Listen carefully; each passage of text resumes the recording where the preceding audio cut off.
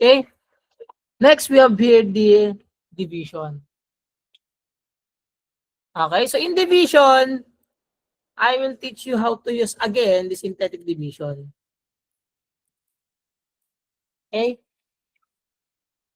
I don't want long division because from its word, it's too long.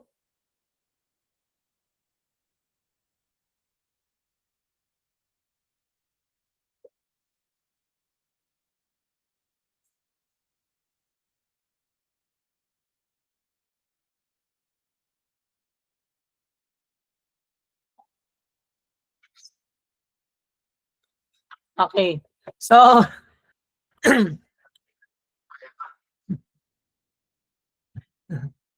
all right. So these are the steps of doing synthetic division.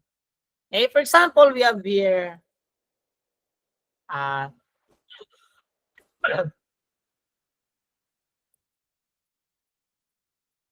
mm, let's say 2x squared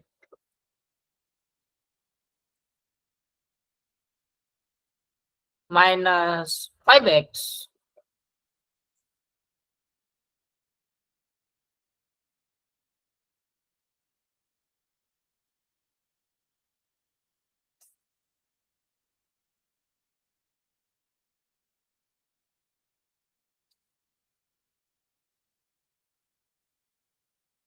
plus 2 divided by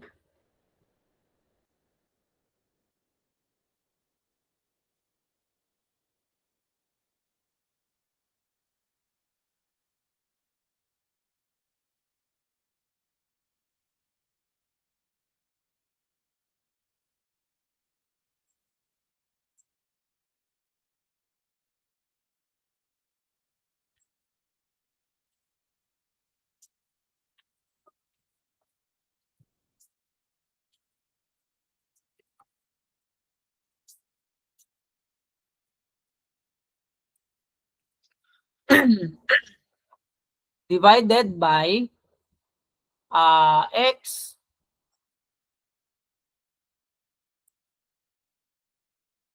uh, x minus 2. Okay? So these are the steps. Step 1, get the value of x in the divisor. Okay? So how you will find the value of x in the divisor? Okay? Equate to 0. Okay? So this will become x minus 2 equals to 0.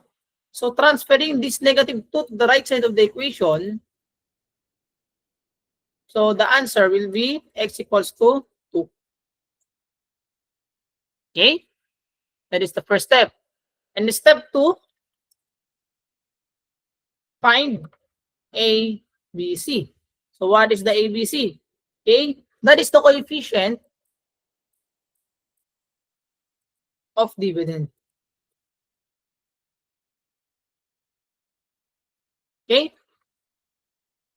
So since I will just give you a trinomial or with a trinomial with a degree of 2.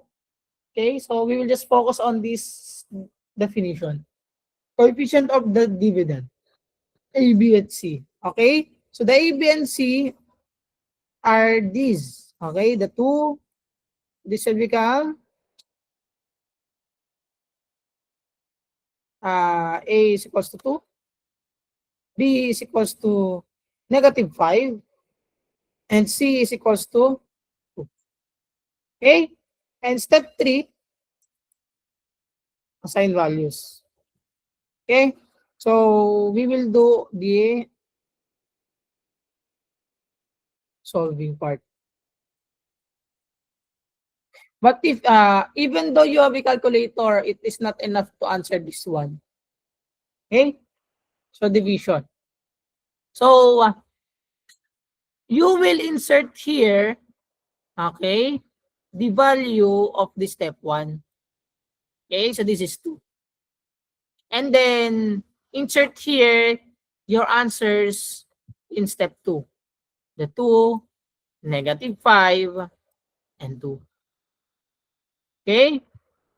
So, first step, bring down. Step 1. Okay, bring down.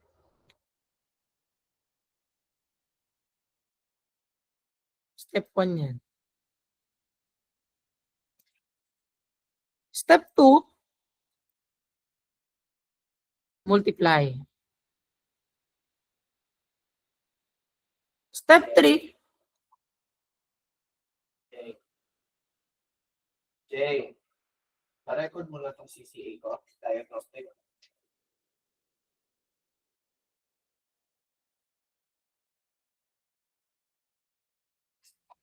Yung CCA, diagnostic, na-record mo na yan. Wala. Di pa. Record mo yan, ha? Lahat ng CCA ko, na-record mo yan. okay. Step 3, insert your answer in this part. Pag na-record mo na, atin mo sa acronym, ha? Evidence yan eh. Evidence. Okay, so 2 times 2 is 4. And the step 4 is add. Okay? So -5 plus 4 is -1. And same process again. Okay? And then insert here. So this will become -2 because -1 -1 times 2 is -2. And then 2 plus -2 is 0. So here we go. We already have the answer. Okay? So just take note for the answer,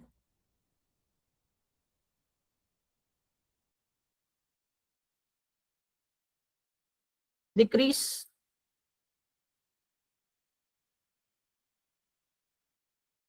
degree from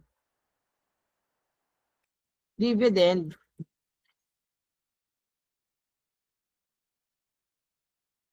by 1. So since the degree of our dividend is 2, okay? So your answer will be must start with x. Okay? Because if you 2 minus 1 is 1, okay? So your final answer is 2x minus 1.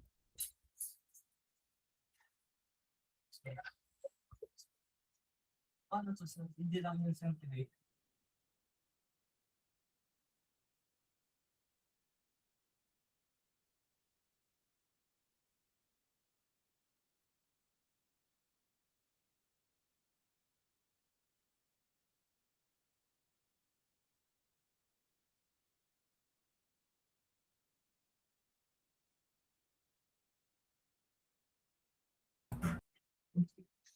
Okay.